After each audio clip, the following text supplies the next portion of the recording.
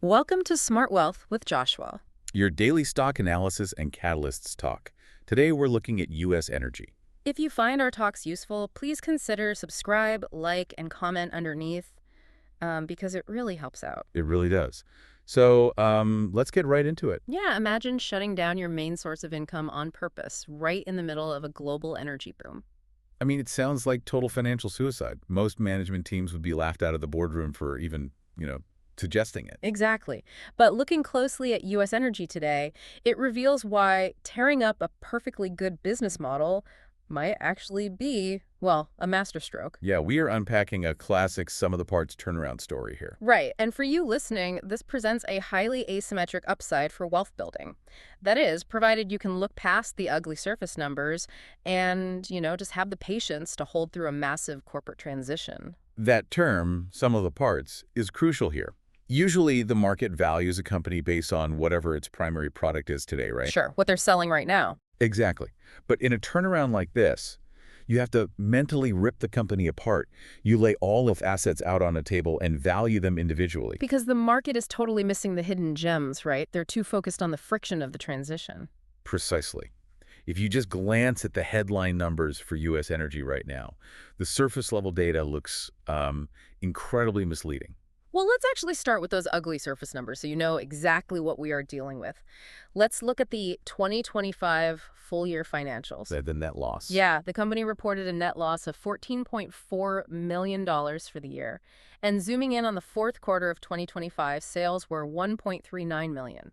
Which completely missed the analyst consensus of $1.78 million, by the way. Exactly. So on paper, losing money and missing revenue targets sounds like a giant red flag. It does. It really does. But diving into the underlying efficiency tells a completely different story. How so? Well, yes, there is a top-line sales miss. But you have to look at the bottom line. Despite missing that revenue target in Q4, their quarterly earnings per share, or EPS loss, was only 6 cents. Oh, wow. So that's a massive improvement. It's huge. That is an 86.36% improvement over the 44-cent loss they reported in the exact same period the prior year. Wait, an 86% improvement in earnings per share while top-line revenue actually drops? We need to unpack the mechanics of that because a company doesn't just, accidentally lose less money while making fewer sales. Right. No, they achieve it by aggressively trimming the fat and altering their entire operational DNA. Management has explicitly called 2025 a transformational year. So they aren't even trying to squeeze profit out of the old model anymore. Exactly. Instead, they're deliberately optimizing and monetizing their conventional legacy oil and gas portfolios. They're basically selling off older, less efficient operations to fund the new ones. Meaning they are intentionally absorbing a revenue hit now because they are structurally abandoning their past? Yeah, that's exactly it. This reminds me of a specific analogy. Think about a legacy automaker that intentionally halts production of its best-selling gas-powered cars. Oh, right. To pivot to EVs. Exactly. They take a massive short-term revenue hit. But they do it to free up the factory space, the engineers, and the capital to build a state-of-the-art electric vehicle gigafactory. The short-term pain is just a calculated sacrifice for a massive future payoff. And the scale of that factory, in this case, is a massive shift in their industry footprint. This deliberate pivot is moving U.S. Energy from being a conventional oil and gas operator to a fully integrated industrial gas and carbon management platform. So they aren't just changing what they extract from the ground. No, they're completely changing their position within the global industrial supply chain. Okay, so with the legacy assets being sold off, what exactly is this future payoff they're building? Because, you don't shut down your existing revenue streams unless you are building a serious fortress somewhere else. The fortress is the Big Sky Carbon Hub in Montana. This is the physical manifestation of their pivot. And the resource base they've secured there is pretty staggering, right? It really is. Let's start with the first major asset. U.S. Energy now controls 1.3 billion cubic feet of certified helium. I want to pause on that number for a second. 1.3 billion cubic feet. Because people hear helium and their minds immediately go to party balloons or funny voices. Right, the stuff at the grocery store. Yeah, but in the context of global markets, helium is practically liquid gold right now. It is a fundamentally critical industrial gas. Helium is essential for manufacturing semiconductors, operating MRI machines in hospitals, aerospace engineering, even fiber optics. Because it's the ultimate supercoolant, right? It has the lowest boiling point of any element. Exactly. And what is crucial for you as an investor to understand is the severe global scarcity. The global supply is incredibly tight right now. Didn't the U.S. Federal Helium Reserve used to supply a lot of that? They did, a massive chunk of the world's helium, but it has been systematically depleted and sold off. Which means any company bringing new, reliable domestic helium online is stepping into a massive void.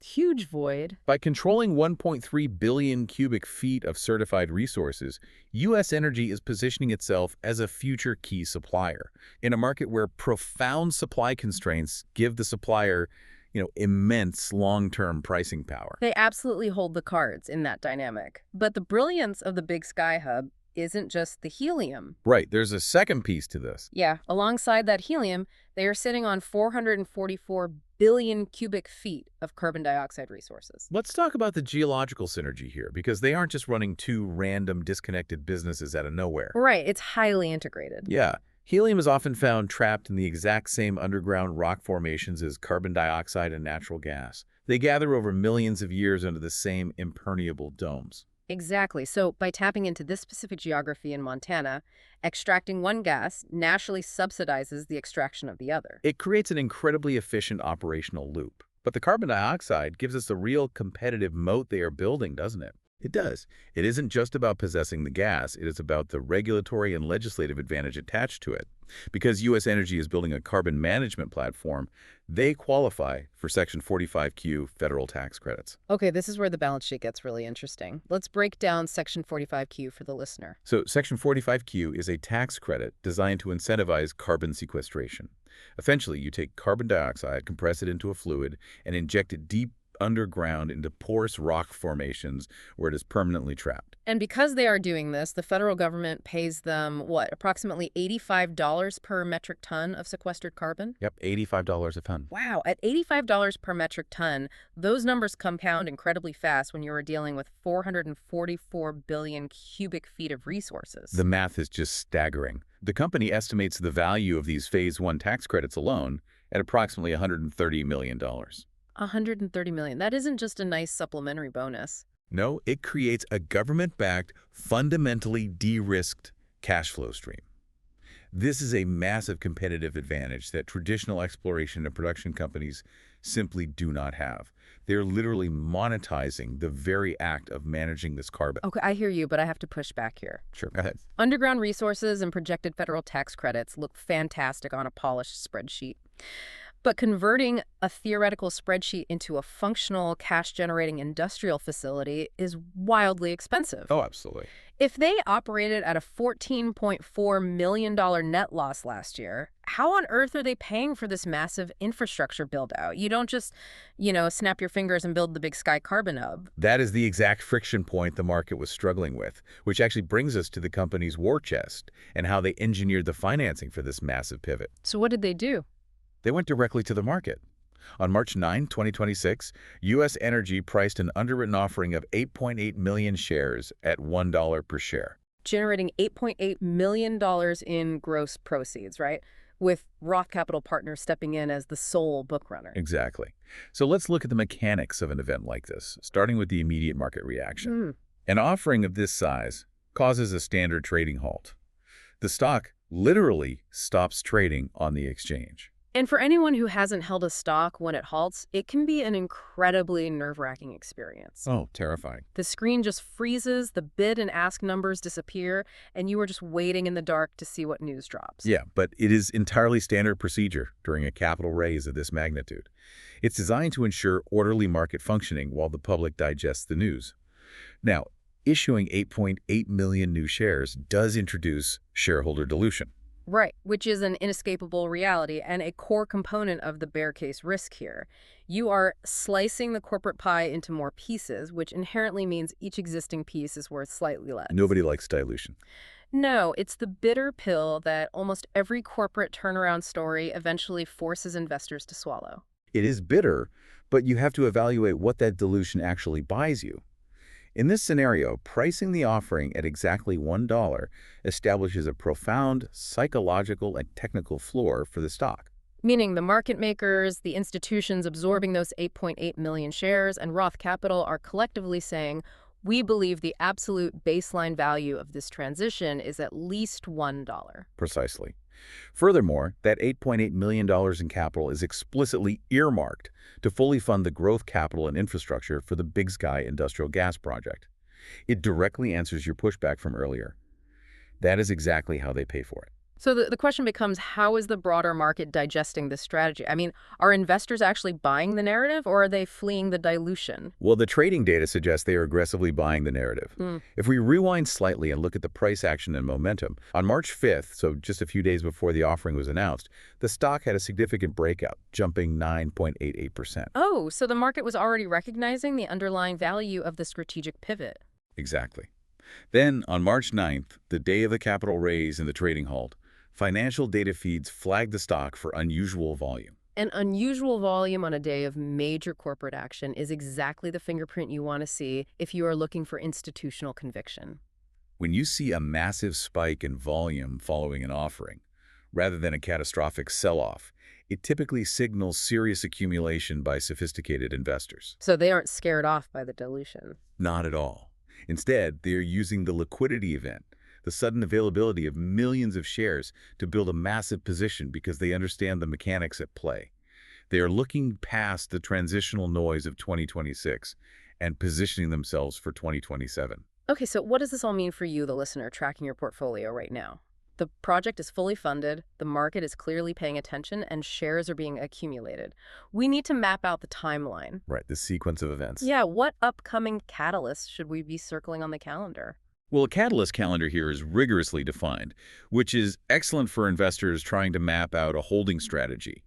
The major de-risking event, the moment that fundamentally altered the risk profile of this investment, occurred on March 18, 2026. What happened on the 18th? US Energy announced they reached a final investment decision, or FID, for the Big Sky Carbon Hub. I want to pause on that term, FID, because in the infrastructure and energy world, that is not just corporate jargon. No, it's huge. That is the exact moment a project graduates from a fancy PowerPoint presentation to actual steel going into the ground. Reaching FID means the board of directors has scrutinized the engineering reports, secured the financing, mapped the regulatory landscape, and officially pulled the trigger to execute the build. It is the definitive bridge from the concept phase to the execution phase. And backing up that FID, they have executed an EPC agreement with Cantionas EPC. Let's quickly define EPC for the listener. It stands for Engineering, Procurement, and Construction. All right, think of an EPC agreement as a turnkey contract. They aren't hiring a dozen different subcontractors and hoping they all show up on time. They are hiring one master contractor to design the facility, procure all the specialized materials, and physically build it. Which gives the company and investors a highly structured, legally binding timeline to track. Let's actually walk through the specific milestones of that timeline. Sure. So in spring of 2026, construction officially commences for the gathering pipeline at Big Sky. For you as an investor, this means you should be actively watching for operational updates as a near-term catalyst. Every time they announce miles of pipe laid, it proves execution. Makes sense. And after spring? Then we look to Q3 of 2026. This is the targeted commissioning of the processing facility itself. Commissioning is the operational proof of concept. It is turning the machines on, running the initial tests, and ensuring the complex separation of helium and carbon dioxide actually works at scale. Which brings us to the big one, the finish line. Q1 2027. That is the target for full commercial operations. That is when the meaningful, consistent cash flows from helium sales and carbon sequestration management begin hitting the balance sheet. That's the light at the end of the tunnel this entire turnaround has been building toward. Exactly. Now, I want to address something that's floating around in the background of all these concrete data points. A rumor check, if you will. We need to separate confirmed milestones from speculative catalysts. Always vital when evaluating a sum of the parts story. You can't bank on rumors, but you must be aware of them. Right. So there is an unconfirmed but actively in progress rumor regarding a long-term helium offtake agreement. If you are tracking US Energy, this is a concept you definitely need to have on your radar. An offtake agreement is a massive financial lever. Think of it like a Hollywood studio pre-selling the international distribution rights to a movie before they've even finished filming it. A buyer basically agrees to purchase a guaranteed portion of the producer's future output at a set price. Yes. If U.S. Energy finalizes a long-term helium offtake agreement, it becomes an explosive near-term catalyst. It essentially guarantees future revenue before the facility is even finished, making the entire project infinitely more bankable and secure. We also can't evaluate this company in a vacuum. We have to look at the broader macroeconomic and geopolitical tailwinds driving the market right now. Oh, absolutely. Oil prices have surged over $100 per barrel, heavily driven by ongoing conflicts in the Middle East. And, I know we just spent the last 15 minutes talking about how U.S. Energy is actively pivoting away from conventional oil. They are pivoting, yes, but the nuanced reality of their current balance sheet is that their legacy energy profile still exists during this transition phase. So they still catch some of that upside. Exactly. The broader sector-wide capital inflows driven by $100 oil act as a massive macroeconomic tailwind for them. It provides a degree of sector momentum and supplementary cash flow while they execute the heavy lifting of the Big Sky build-out. Right, so they are benefiting from the realities of the global commodity market, even as they actively transition out of it. Let's bring all these data points together into a cohesive wealth-building strategy for you, listening right now. We always have to weigh both sides of the coin. Let's look at the bear case first. The bear case is rooted in the harsh reality of industrial development.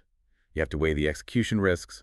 They are targeting Q1 2027 for commercial operations, but massive infrastructure projects are notorious for supply chain bottlenecks, construction delays, and cost overruns. And furthermore, there are significant regulatory hurdles, specifically getting the MRV approvals. Let's define that really quick. MRV stands for Monitoring, Reporting, and Verification. Right. Because the Environmental Protection Agency isn't just going to hand over $85 a ton on the honor system. No, definitely not. The company has to scientifically prove the carbon stays underground forever. They have to install seismic monitors and pressure gauges and submit rigorous data to verify the sequestration. If there are hiccups in the MRV process, those tax credits get delayed. And finally, you have the inescapable reality of the recent dilution from the $8.8 million offering. Right. But then you have the bull thesis, which, based on the fundamental and technical analysis, earns a 7.5 out of 10 bullish score. So what's driving that high score? The bull case is incredibly compelling when you look at the downside protection. You have a company that has successfully de-risked its transition to a high-margin industrial gas player via the final investment decision. Plus that estimated $130 million in Phase 1 tax credit value, essentially guaranteed by the federal government. Exactly. And currently, the stock is valued near its capital raise floor of $1. That is the definition of a highly compelling asymmetric upside. The risk is capped near that floor, while the upside of becoming a monopolistic helium supplier is massive. So what is the target horizon? Based on everything we've unpacked, the clear strategy here is to buy and hold through Q1 2027. You should absolutely anticipate volatility. Oh, for sure. The stock will undoubtedly swing as construction updates come out, as MRV approvals are processed, and as broader market sentiment shifts.